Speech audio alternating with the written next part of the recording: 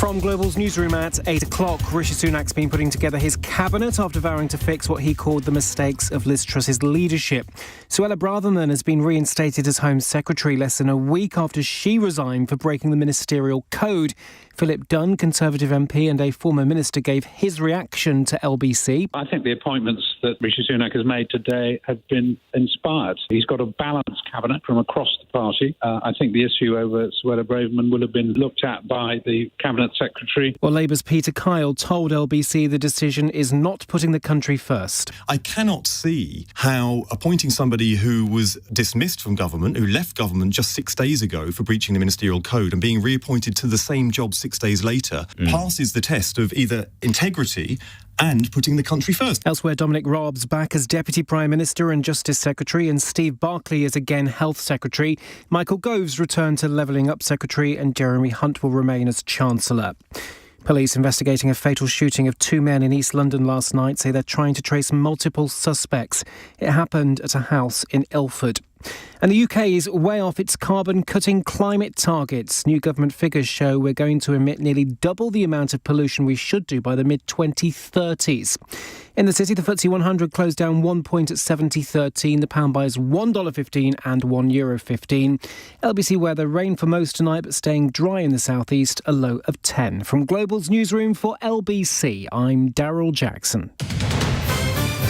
This is LBC from Global, leading Britain's conversation. Cross Question with Iain Dale. Hello, a very good evening and welcome to Tuesday's Cross Question. I'm Iain Dale. Joining me in the studio for the next hour taking your calls and answering your questions are Lucy Frazer, the Conservative MP for South East Cambridgeshire, who was, I'm not quite sure what to say, a Transport Minister. Of course, this is the day of the reshuffle. It's going on as we speak. We'll bring you the latest during the course of the rest of the programme. Jamie Driscoll, Labour Metro Mayor of the North of Tyne Combined Authority. Martha Gill, who's a freelance political journalist and commentator. And Rabbi Dr. Jonathan Romain, Rabbi of Maidenhead Synagogue in Berkshire and author of the book The Jews of England. And if you'd like to put a question to them, maybe on the reshuffle, maybe on anything else, 0345 6060 973 is the number to call. You can text 84850 and you can also do it via Alexa. If you have one, you just say, Alexa, send a comment to LBC, and it miraculously appears on my screen. Don't ask me how, I don't know, but it does. And you can, of course, watch us on Global Player. Call 0345 6060 973. Tweet at LBC. Text 84850. Cross Question with Iain Dale. This is LBC. Well, let's go to our first caller. It's Jay in St Ives. Hello, Jay. Good evening, panel. I've got a question. Has Boris Johnson's cabinet been reincarnated by Rishi Sunak? Has Boris Johnson's cabinet been reincarnated by Rishi Sunak? I've got the list of names in front of me. And, Lucy, you could be forgiven for saying that. I mean, there are a couple of, 3 new names, but only 3 out of 24. It's kind of shuffling the chairs around a bit, isn't it, rather than bringing in a lot of new blood, like you, for example, who I tipped this morning on the LBC website. It's very kind of Mind you. you, I've probably jinxed you by doing it. Very kind of you. No, I think that it's a cabinet that represents the party. So you've got people who supported Boris Johnson, like Nadhim Zahawi, like James Cleverly. You've got people who backed vociferously Liz Truss, like Therese Coffey. You do have some new people. So you've got Gillian Keegan, you've got Victoria Prentice, you've got Jeremy in the Cabinet Office. You've got a range of people. You've also got Jeremy Hunt. I mean, so I think it's a range of talents. I think what Rishi Sunak has done, and massive credit to him, is not only bring in all wings of the party, but he has appointed the right people for the right jobs who've got significant experience. You know, he has appointed big beasts, and I think he will govern extremely well with them. What about Penny Mordaunt? Because she got nearly 100 MPs to nominate her. And yet she's been kept as leader of the House. She left Downing Street with a face like thunder. I think she could have legitimately demanded one of the top jobs. Well, she is still in the cabinet. She's got an excellent role, really important role about getting our legislation through. I know there's a rumour that she wanted to be the Foreign Secretary, but James Cleverly is doing a fantastic job. You know, Penny is extremely talented, but so are those people in the cabinet on your list as well. Why did he bring back Suella Braverman? Because that is the appointment that's dominating all the media at the moment. She was resigned, or she was sacked. I'm not quite sure what it was, only a week ago, over a security issue. And now she's back. Why? She said she made an honest mistake. She identified what her mistake was. She apologised for it. She brought it to the attention of the cabinet secretary. She resigned, or she lost her position. And it's clear that Rishi Sunak has drawn a line under that. She was Home Secretary. She remains Home Secretary. As we were talking about unity, she comes from an important part of the Conservative Party. So it's about party management. Well, also the policies that she identified that she wanted to drive through. I know that the Prime Minister is also interested in those, and so it is a party of all talents. But as Home Secretary, you are responsible for the country's security, and yet only 10 days ago she sent a secure document using private email to one of her parliamentary colleagues, who is known as one of the biggest gossips in the House of Commons. Well, it's indefensible. She immediately recognised she'd done something wrong. She admitted her mistake. She lost her job, but there's been a reshuffle, and the Prime Minister has drawn a line under it and has moved on. Jamie Driscoll, I imagine you agree with all of that. Yeah, does it come down to personalities? What was the question? Is this Boris Johnson's cabinet reincarnated from Jay? It's the policy of austerity reincarnated is everything that we hear. And I'm far more interested in that. Lucy might have an interest in the personalities. Well, personalities are, Tony Benn was wrong. Personalities are important in politics, because if you, like Michael Gove, if you have the personality, you can drive reform through. But he didn't. There hasn't been any levelling He hasn't in up. virtually every department he's been in. Well, not in this one, because remember, he had the argument with Rishi Sunak about getting money for levelling up and failed. That's why the levelling up white paper was delayed so long. And as a metro, I'm in the middle of that and trying to know what we've got to work with in central government. We don't get any money in it. That's why it's delayed. And they were elected on a mandate of levelling up. There's been no levelling up. £4 million spent in the northeast of England in that entire period of time from levelling up. So, the Labour Party obviously calling for a general election. My opinion is let's have an election. If this is the right people, then let the public decide if this is the right people. Okay. Martha. Well, going back to the original question, yes, I think he's reincarnated both Boris Johnson and Liz Truss's cabinets to some extent. Liz Truss's because it shows a measure of continuity at a turbulent time, and Boris Johnson's because he's resurrected the commitment to stick to 2019, the 2019 manifesto. But yeah, Suella Braverman really throws a bit of a spanner in the works. I was very surprised by that because, as you say, it throws up two problems. One was the problem that she only resigned 6 days ago over a security issue, and the second problem is that she believes very much in her brief, and she tussled with Liz Truss over the issue of migration. Truss wanted to loosen it a bit to allow for a bit of growth, but Suella pushed back. And so she's lining up all kinds of problems. Did he really need Suella to reach out that much to the right of the party? He's collected such a broad base, as we've been saying. Did he really need to do that? That raises a question of, was there a deal done? Because she did throw her support behind him at a very key time, and maybe what we're seeing is just the result of a deal that's been made. Now, I can bring you the euphoric news that Sir Gavin Williamson is Minister of State, brackets Minister without portfolio, in the Cabinet Office. Lucy, I have no idea what that even means. Does it mean is he going to be an enforcer figure, do you think? Well, it means he has a seat at the cabinet table and is sitting in the cabinet office. You may remember that I think Nigel Adams had a similar type role in the cabinet office. You will have to wait and see exactly what Gavin's role is, and I'm sure we'll find that out in due course. Jonathan Romain. To answer the original question is, does it matter that a large percentage come from Boris's government? I think from the public's point of view, actually, they don't care. What really matters is, are they going to be competent individuals? Also, to be honest, I don't think most people in the general public will know which MPs backed which contender. That's very much an in-house game. And I would like to disagree with Jamie about the election. Well, we've got a question on that, so don't disagree with him just now. You can disagree with him in a few minutes. I'll disagree with him now and later. Right. In fact, let's go to that question. It's from Paul in Guildford. This is a text question. Are the grown-ups back in the room, or do we need a general election? Well, Jonathan, continue. I see the argument for a general election. I get the argument, but I think actually it's overridden by two facts. Firstly, I think this is a time, having wasted so much time, to really for getting on with the job. And it just makes sense for the people with a new leader in position to have the first go at it. If they fail, obviously, then there has to be a general election. So it makes sense to stay with the current people in post. But also, to be honest, we don't elect PMs. We elect parties, and we elect them on a manifesto. And assuming that Rishi Sunak sticks to the 2019 manifesto, then why should he not lead on it? And of course, that was Liz Truss's big mistake, wasn't it? That she went off-piste and developed this whole ideological nuance, and that led to a cropper. So I'm quite happy for the government to get on with the job and the task ahead.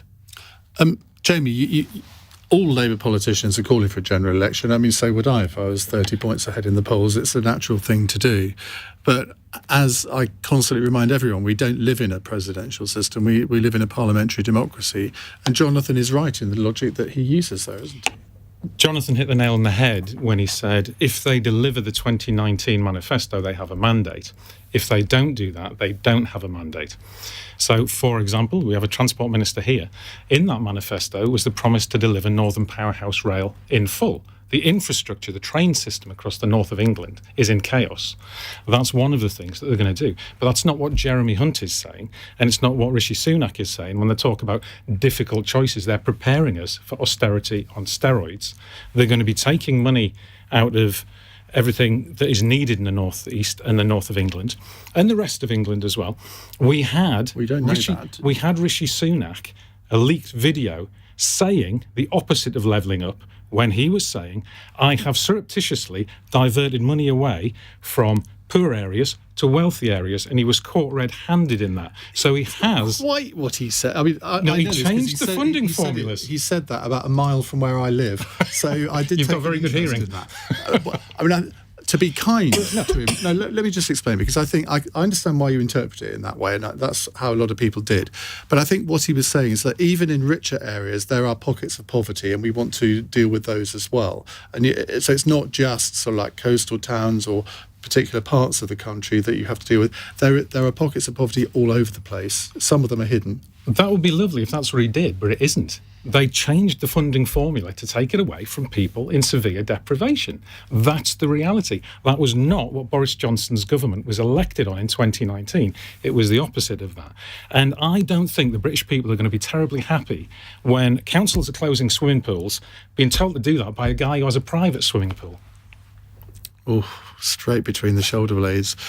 Lucy Frazer, obviously you're going to argue against a general election. The question was, are the grown-ups back in the room, or do we need a general election? Well, I think the points that were made were right. We were elected on a manifesto. We weren't elected with a particular leader, and if that leader left, there should be a general election. We were elected on our 2019 manifesto. You kind of were, because a lot of people, particularly in some of the areas that Jamie's talking about, a lot of people voted for Boris Johnson. They didn't vote Conservative. Well, they did vote Conservative, but they all said they voted Conservative because of Boris Johnson. Well, we were elected on a Conservative manifesto. That's a collective document which sets out what the Conservative principles are. And the Prime Minister stood on the steps of Downing Street today and said, we are going to deliver on our manifesto. So that is absolutely what we're going to do. And for that reason, there is no need for a general election. Martha? This is the problem with the rules, isn't it? There's actually no requirement to have a general election whether or not the grown-ups are back in the room and whether or not they diverge significantly from the 2019 manifesto. It would build up a great deal of political pressure, but it wouldn't force them to vote for an election. They don't need to call a general election. I mean, but the problem is with sticking to that manifesto is we're in such a different position than we were in 2019. It's a high spending manifesto that people voted for. Now we're in a situation where that simply is not affordable. Liz Truss tried to do it by borrowing and the market said no. So I suppose there is an argument that really you need to be a bit flexible and respond to events. Sticking to your plan, no matter what the headwinds, is the mistake that Liz Truss made. You need to, yes, stick with your manifesto, but you also need to bend what your policies are to respond to what's happening. That's an interesting point, Jamie, isn't it? Because, of course, if we think back to 2005, when Tony Blair was elected on a particular manifesto, Gordon Brown then took over in 2007 without a leadership election, it has to be said. And then the financial crash came along. So, of course, that manifesto kind of had to be junked a little bit, didn't it? It is. Everybody accepts that things are going to change. You know, who predicted the Ukraine war happening when it did? Who predicted COVID? Fair enough. But one of the things is that Liz Truss didn't try that approach. She didn't borrow for investment. She borrowed for unfunded tax cuts, which is what the markets reacted against. It is... What I seriously object to is the idea that there is no alternative to austerity. If you look at what I've done in north of Tyne, we've created thousands of jobs. We're directly tackling child poverty. We're increasing the skills base. We're opening a new railway line. We're doing all the things. For every pound I spend, we return £3 to Treasury. There is a way to do this by actually investing in the productive capacity of Britain, in people's skills, so that they're not struggling in low-paid employment for the rest of their lives. That's what levelling up implicitly promised, and we've not seen any of it. And to be honest, I don't believe we're going to. Could I just come back on Very that? quickly. Because I think it's wholly inaccurate, if you don't mind me saying. Because if you remember, our current Prime Minister is our previous Chancellor. And what I love the way you say our current Prime Minister. by Christmas. My current wife. And what our Prime Minister did in the last budget was ensure that we spent, the spending departments had record sums in order to spend on levelling up, on our schools, on our hospitals. So why hasn't Jamie he seen any of it? Well, I think he has seen some of it, but he's not from the Conservative Party, and so he's bound to say that he hasn't. But he absolutely has. Our school funding has gone up. We have record investment into health, in transport. I can tell you, as a transport minister, the significant sums going to roads and rail and to decarbonisation and to the future of transport across the country. But this is a problem, isn't it? Because I constantly get people who are disabled ringing into the programme saying, well, sort of we're not getting enough money, our benefits are being cut, they're not going up with inflation, and yet the government tells us that they're spending far more on disability benefits than ever before. And it's sort of, well, both of those things can't be true, and yet it's people at the sharp end they're telling us their lived experience. And it seems to be the same here, where he's saying he's not getting any money, you're saying, well, yes you are, because we're spending it all. Well, first thing is, I'm not an MP and I don't take a party whip. I've a direct mandate. So I'm telling you what I need to do for the people in my area. And if we look at what's happening, we've got record school exclusions. We have record levels of poverty. We have working people queuing up at food banks. That's what really needs to be fixed. And all governments, I will accept, are very good at re-announcing the same money over and over again. And you look at the difference it makes or where it's being spent. And if you look at something like the NHS, there's 20 billion a year being taken out, paid directly to private finance. It's not going in to improving services. That's the sort of thing that makes a difference. Right, we will come on to more questions in just a moment. You're listening to Cross Question or watching Cross Question on LBC or on Global Player. It's 17 minutes past 8. This is LBC.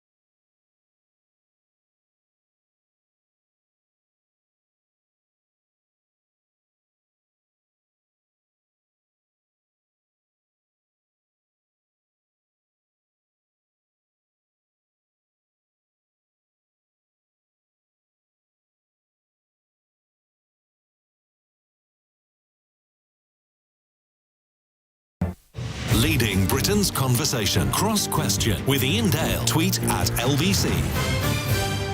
21 minutes past 8. Robert Jenrick, close ally of Rishi Sunak. He's the new immigration minister attending cabinet. Now, with me in the studio answering your questions are Lucy Frazer, KC. I still can't get used to that, can you? I still want to say QC. Conservative MP for South East Cambridgeshire. She's also a transport minister.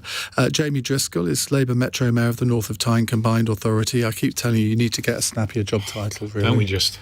Just sort of over... I was going to say... I've renegotiated a Devo deal just to change the title. Have you? Excellent. Is Hexham in your area? Hexham is currently. Excellent. I'm coming to speak at the Literary Festival next year.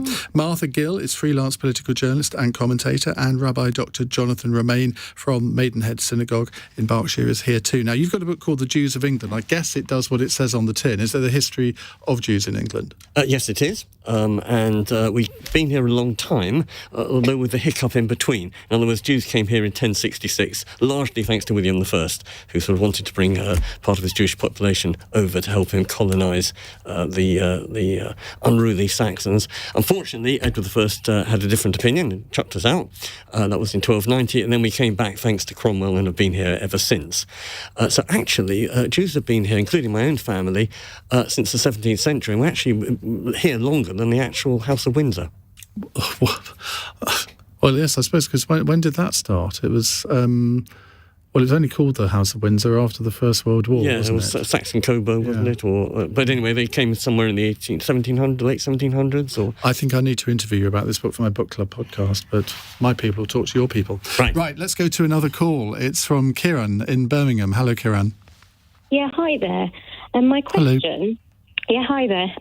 So my question is, Rishi said earlier his government will have professionalism, integrity, accountability. He also used the word compassion, which I think is a fine word, beautiful. But a few hours later, he reappointed Suella Braverman as the Home Secretary. And, she was made to resign for breaching her ministerial code only last week. She also described deporting vulnerable asylum seekers who flee war and persecution as her dream. Was she appointed for her compassion and integrity?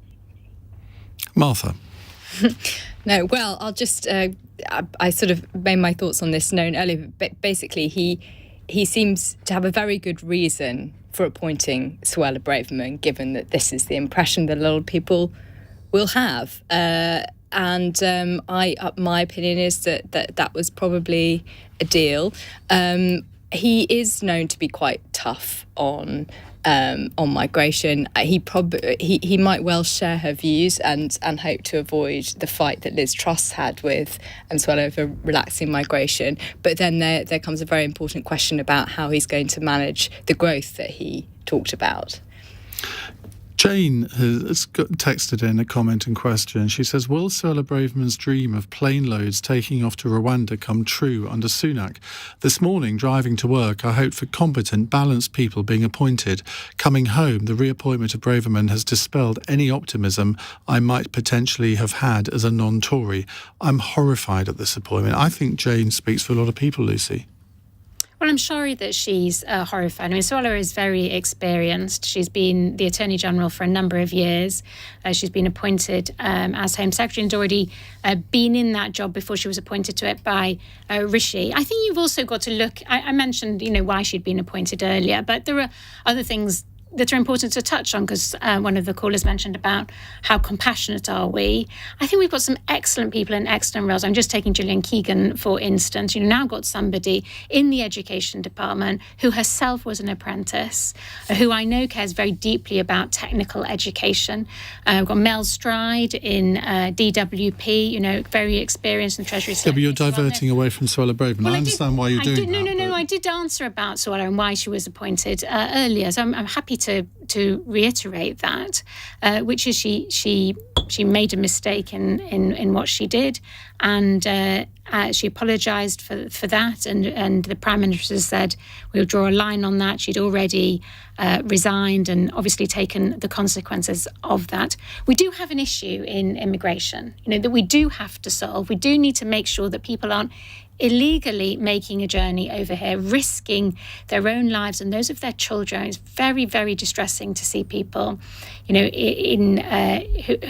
making that tragic journey.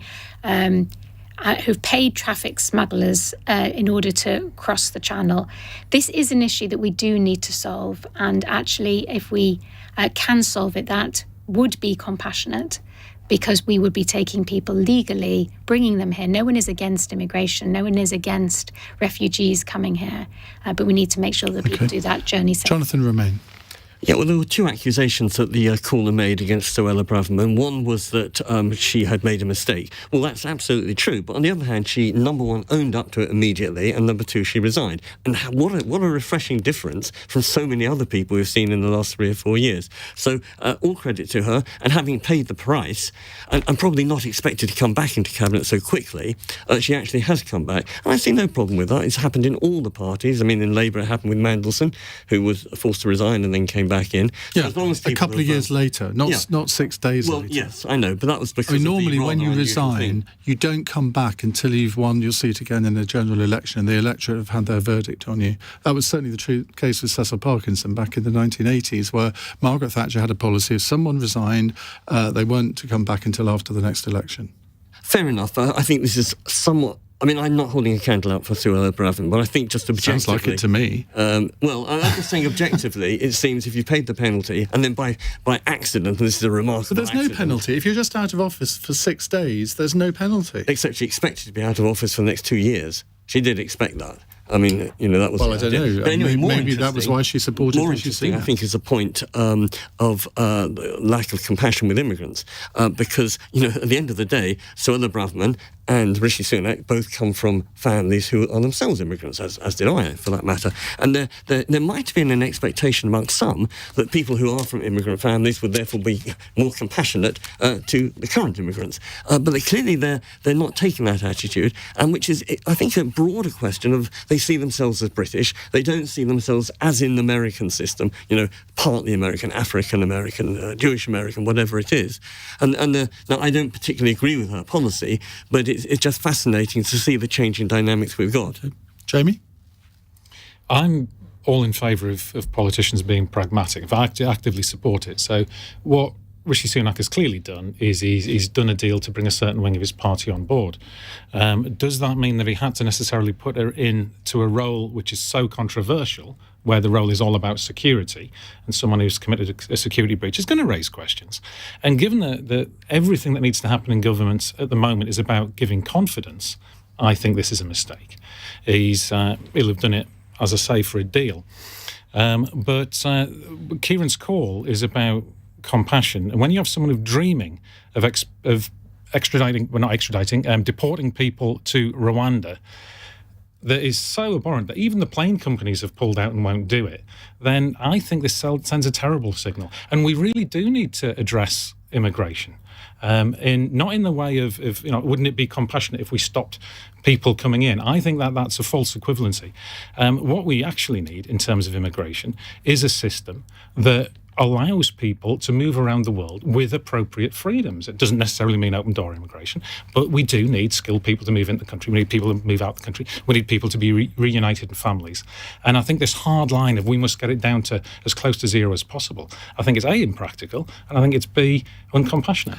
Before we go to the news, I'm going to put you all on the spot. I'm going to ask you all the same question that I put to Yvette Cooper about, nearly an hour ago now. I said, Suella Braverman dreams about sending people to Rwanda. What do you all dream about? And just to give you a second to think about that and give an appropriate answer, Yvette Cooper answered that she dreams about 6,000 policemen. Insert your own joke here. Jonathan, let's start with you. I'm very involved with hosting Ukrainians. I set up a charity called Open Arms, which gives them hosting. I dream that a lot of them who are now coming to the end of their 6-month stay will find new hosts to take them on for the next 6 months. It's a very worthy dream. Martha, can you be as worthy? Oh, I don't know.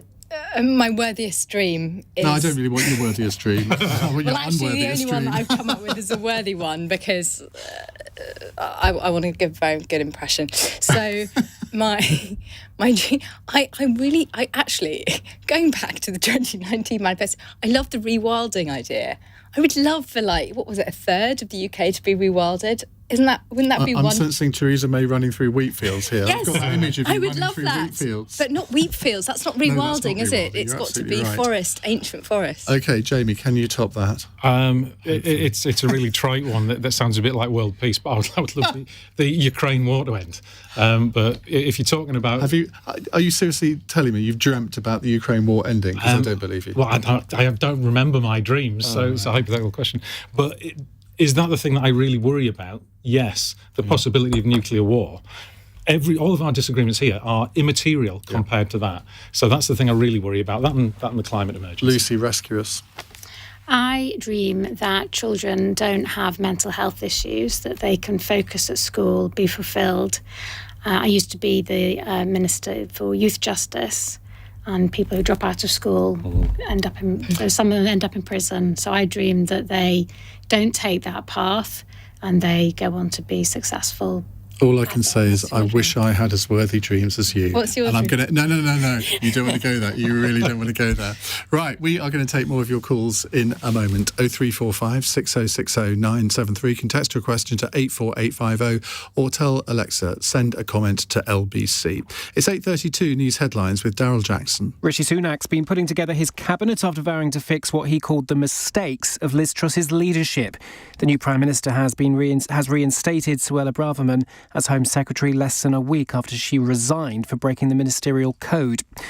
Well, the Prime Minister's warned us to prepare for difficult decisions in his first speech outside Number 10 after officially being appointed. Mr Sunak says we're facing a profound economic crisis as a result of the rising cost of living and the conflict in Ukraine. And police are looking for several suspects after a shooting inside a house in East London left 2 people dead. One neighbour in Ilford says the gunshots were masked by Diwali fireworks. LBC weather: rain for most tonight, but staying dry in the southeast, a low of 10 degrees. LBC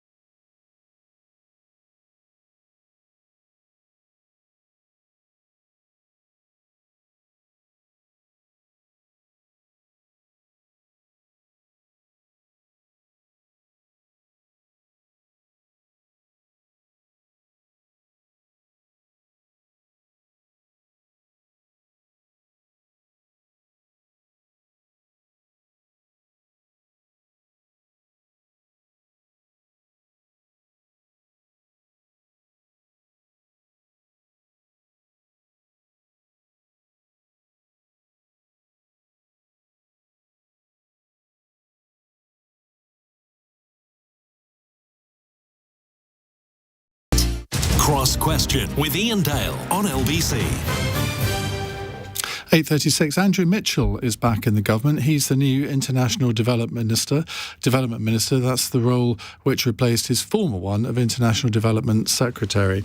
Lucy Frazer, Jamie Driscoll, Martha Gill and Rabbi Jonathan Romain here answering your calls. Let's go to a text question from Zach in Redbridge, who says, should Rishi Sunak emulate former New York City Mayor Michael Bloomberg and forego his salary for being PM given his huge personal wealth? Now, I'm told Bloomberg was entitled to $195,000 a year as mayor, but instead got just $1 a year. Jonathan?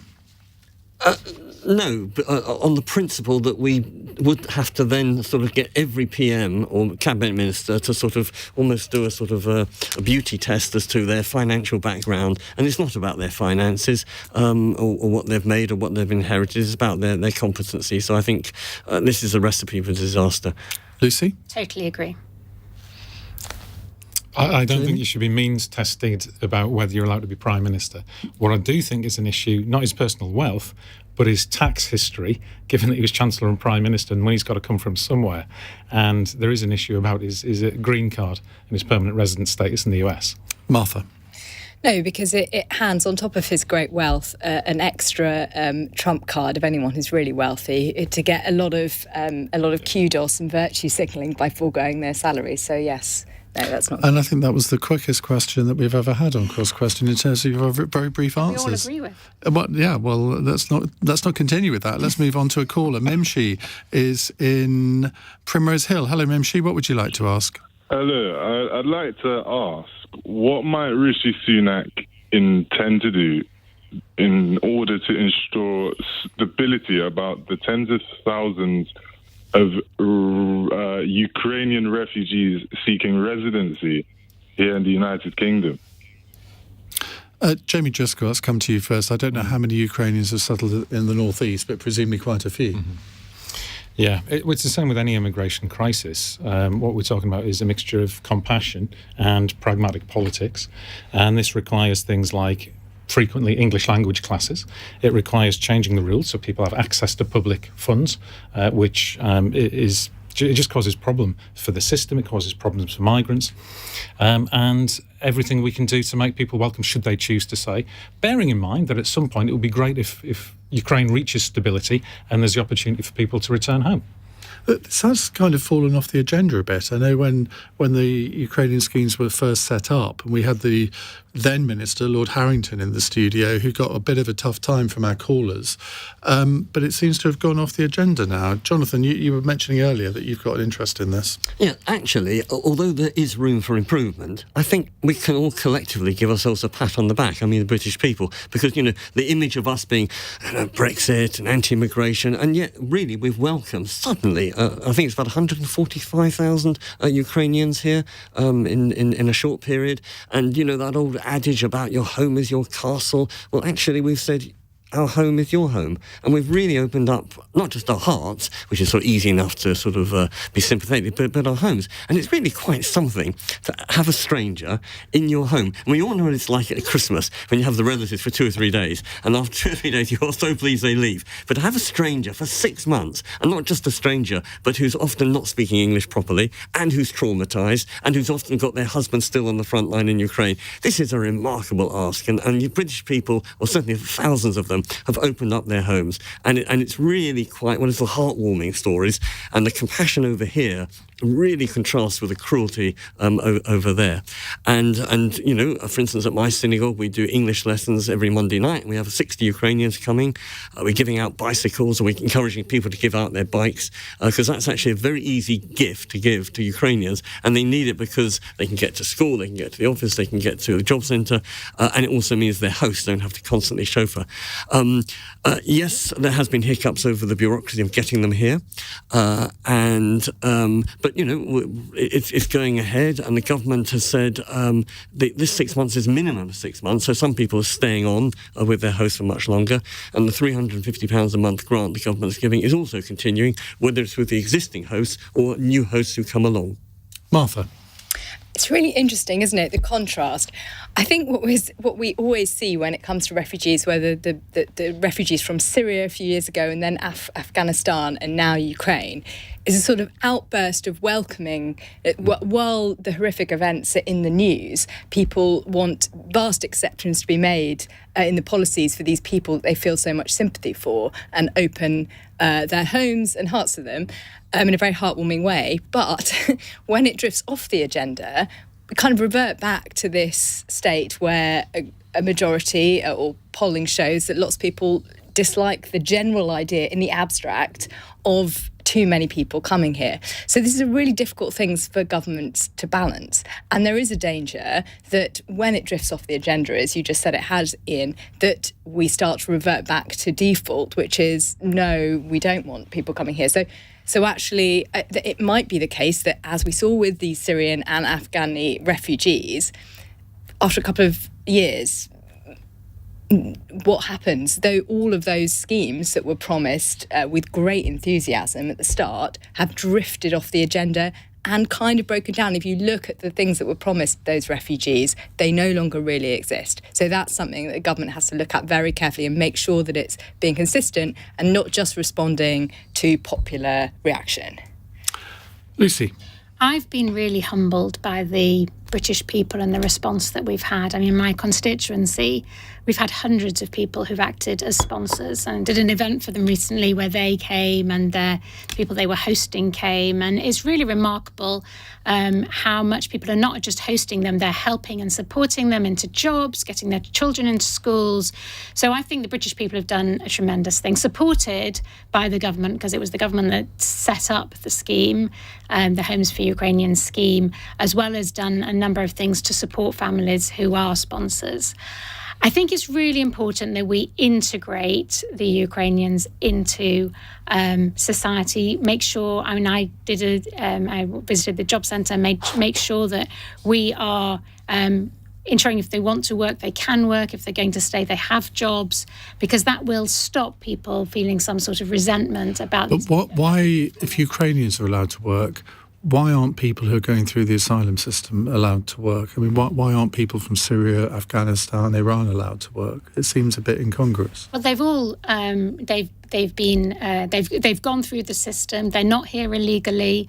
They have liberty to work, and it is good, I think, that they work in order that they feel that they're contributing and they feel at home. Mimshi, I hope that answers your question. Thank you very much. Let's go to another text question from Roger, who says, does the arrest of Peter... Actually, before I do that, I'm just looking at the time. Let's take a quick break before we answer Roger's question, because it's a really, really interesting one. It involves Peter Tatchell. You might have seen what has happened to him today. It's 8:45. LBC.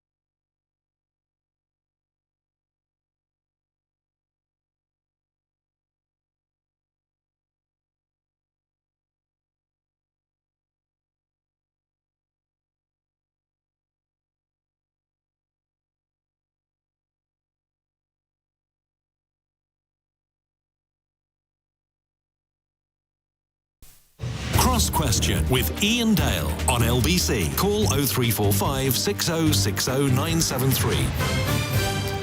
8:49. Lucy Frazer, Jamie Driscoll, Martha Gill and Rabbi Dr. Jonathan Romain are here.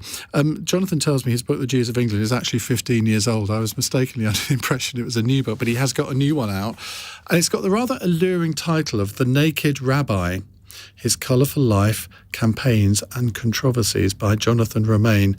I'd love to ask you exactly what it's all about, but I'm not going to because we've got to fit 3 questions in 11 minutes now. Is that all right? Next programme. I will have you on my book club podcast. Right, next question is from Roger. Does the arrest of Peter Tatchell today for holding the first ever LGBT rights protest in Qatar ahead of the Football World Cup show that direct action is the right thing to do and that Just Stop Oil protesters here are doing the right thing despite the disruption they're causing? Jamie Driscoll. I think Peter Tatchell's extraordinarily brave, and eventually things change only because people protest if nobody's listening. So when Extinction Rebellion, going back a year or two, do you remember they did that spectacular bamboo sculpture to blockade the print works of Murdoch's newspapers? I was one of the few politicians who says this is legitimate protest, and if they're going to be arrested and charged, they'll be arrested and charged. You don't need to change the law. So, you can go back to the suffragettes, the civil rights movements in America. Protest is morally justified. Are these effective protests is what I would ask. And I think Just Stop Oil, if they are alienating people from supporting their cause, I think that's more that I don't agree with their tactics rather than the right to protest over something which is existential.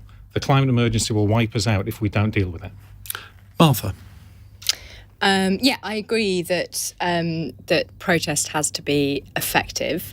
I think that there are a lot of people who always find protest extremely annoying, however you do it. I mean, that's the point of protest, isn't it? To disrupt things, to get in the way, and to cause people to either think about it or to have to stop in their tracks and see their point. I mean, I think some of these protests have been quite inventive. I quite liked the Van Gogh.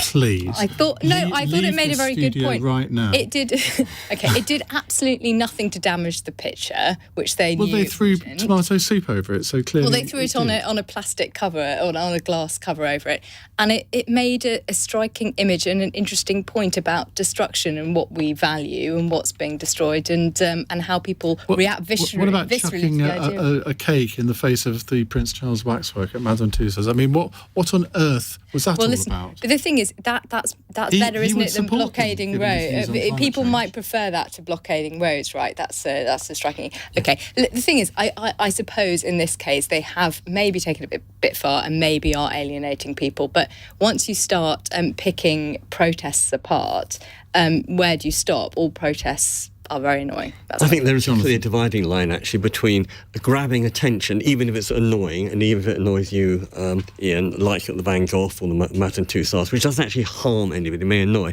and actually blocking the M25 when you're actually endangering people who've got ambulances or all sorts of things to go. So there is a distinction in the level of protest. Yeah. But I want to echo the point about bravery, because at the end of the day, the people at Madame Tussauds or even the M25, they just get unglued by the police with nice soapy suds, they get a cup of tea and then they're let off the next day. What's going to happen in Peter Tatchell in Qatar? Very different story. So that is an act of personal bravery that stands above and beyond. Absolutely. And I would love Gary Neville and David Beckham and anybody else who's making a lot of money out of the Qatar World Cup from the Qataris to sit down with Peter Tatchell so he can explain to you, Gary Neville, why you shouldn't be doing what you're doing.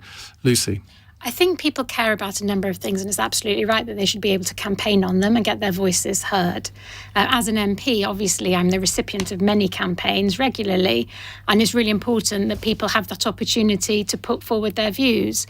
But I think when you start disrupting legitimate businesses who are earning money, when you stop people getting to school, to hospital, you create real disruption. I think there's something wrong with that. And I think that we need to crack down on that. And I do think the government has listened to the impact of climate change and is acting on it. So it's not like something is happening and the government has closed its ears. You know, we have a target in relation to net zero, and we're taking a number of measures in order to get there. Well, can I just say fracking and 110 oil exploration licences, that doesn't look like listening very much. Paul says, as a football fan, Iain, are you and your partner going to the Qatar World Cup? If you knew my partner, you'd know the answer to that question would be no, because the word football in our house is always preceded by the word bloody or something worse. So no, neither of us will be going for many reasons. Kelly in Harlow says, elsewhere in the world, they're getting on with proper policy. Macron has asked a panel of French citizens to help decide if France should legalise assisted dying. Why are we so scared of having this debate in the UK? I'm not so sure we are, because there's been various initiatives in the House of Lords on that in recent years, and we certainly have the debate on this programme quite often. Jonathan, what's your view on assisted dying? I'm very much in favour of assisted dying within strict parameters. In other words, if somebody is terminally ill, so they are dying anyway, and they are mentally competent and they're in pain or distress, I see absolutely no reason why somebody else should say, thou shalt live on in pain and suffer. Obviously, it's different if they're not terminally ill. If someone's in their 40s and depressed and going through a bad patch, no. But why are we forcing people to live on against their will and causing them pain? I can see no logic to it. There's no sanctity in suffering. There's nothing holy about agony. So from a religious perspective, I would say that people have the right to end a life that is already about to end. Lucy, do you think this is climbing up the political agenda? I mean, it would be seen as a conscience issue, so political parties, I don't think, have stances on this. What's your view? Well, you're right. We're not shying away from this subject. We have had a debate on it in Parliament whilst I've been an MP, and we voted on it a number of years ago. I voted in favour of assisted dying. It was within limited parameters, as Jonathan mentions. It is a conscience issue, so it's not something the government is going to bring forward, but there are opportunities for MPs and members of the House of Lords to put forward their own agendas. And I know there's an active campaign on this issue.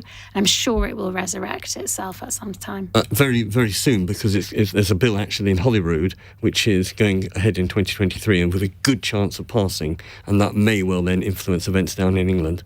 Because a lot of social reforms over the years have not been government-inspired. If you look at a lot of the 60s legislation on reforming the abortion law, homosexuality, divorce, etc., they all started as private members' bills, and the government then decided to effectively tacitly support them. Jamie? Yeah, I very much agree with Jonathan's position. I'm not a religious person, but very much believe that people should have the freedom of determination in pretty much all aspects of their lives where they're not hurting others. Martha?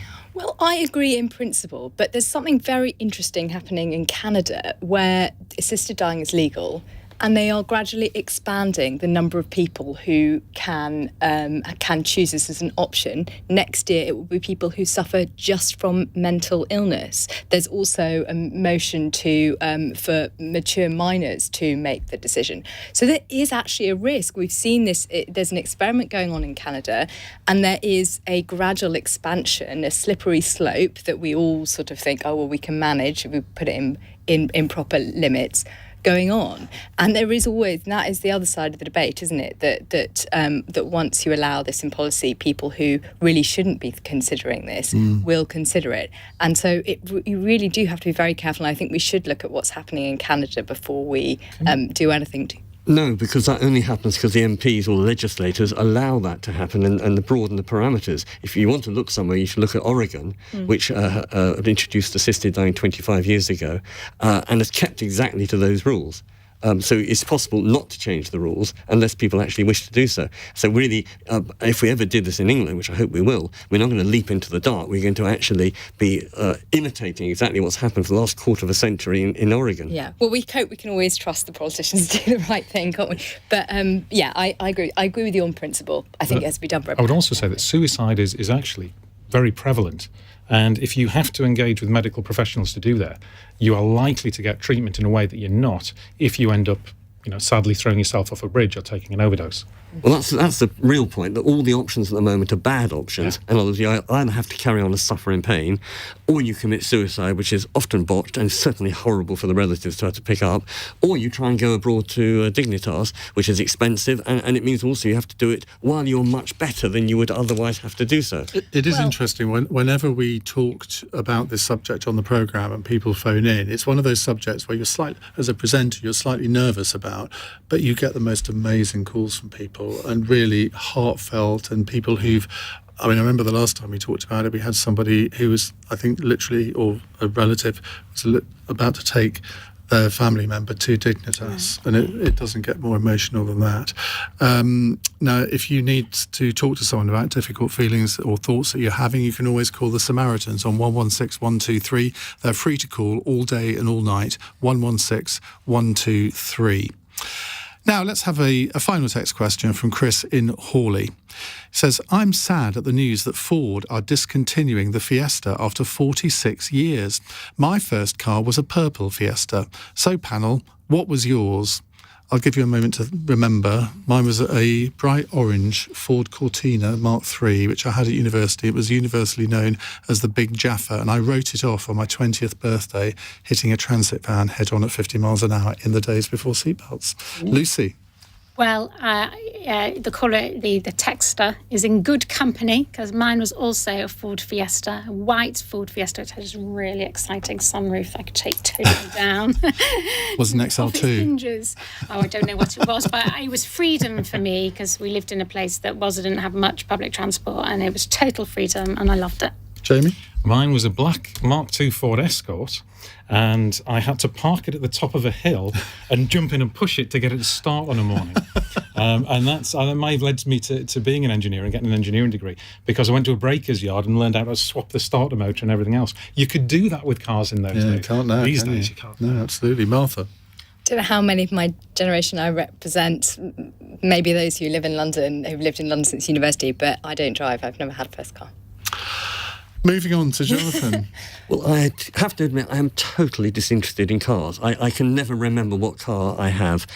So I'm going to cheat a little bit and say my dream as a country rabbi in sort of rural Berkshire is actually to have a horse and go clip-clop, clip-clop, a la Dr. Johnson, visiting my parishioners. I can imagine you doing that, but I do feel sorry for the horse. Thank you very much to everyone. Lucy Frazer, Jamie Driscoll, Martha Gill and Dr. Jonathan Romain. His book is called The Naked Rabbi, His Colourful Life, Campaigns and Controversies. You'll hear that on the Iain Dale Book Club within the next few weeks, hopefully. Right, in the next hour, we're going to continue our discussion about Rishi Sunak and his new government. What does it signal to you, these appointments that he's made? Is it continuity Boris Johnson, as someone suggested in this hour? Or do you think that the appointment of Suella Braverman just overshadows the whole thing? Or is this the right team to take the Conservatives to win the next election? He said controversially. It's 9:01. On your radio, on Global Player, and Play LBC. leading Britain's conversation. This is LBC. From Global's newsroom, Rishi Sunak's been putting together his cabinet after vowing to fix what he called the mistakes of Liz Truss's leadership. The new Prime Minister has reinstated Suella Braverman